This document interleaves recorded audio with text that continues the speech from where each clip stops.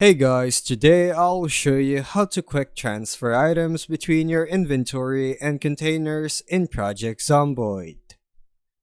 First, open your inventory by pressing I, so you see your bags and nearby containers. Click the container you want to pull from or put items into. You'll see both inventories side by side. If you want to move multiple items quickly, you can click and drag to select a group of items, then drag them into the other inventory. You can also use Ctrl plus click to select individual items, or Shift and click to select a range, then drag the whole group at once.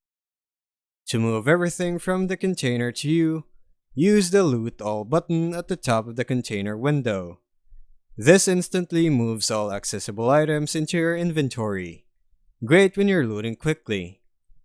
Likewise, if you want to empty your inventory into a container, click Transfer All at the top of your inventory window to drop all carried items into the container. These buttons save tons of time versus dragging each item manually.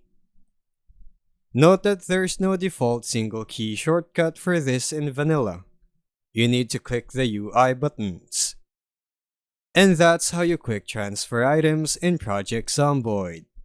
Thanks for watching.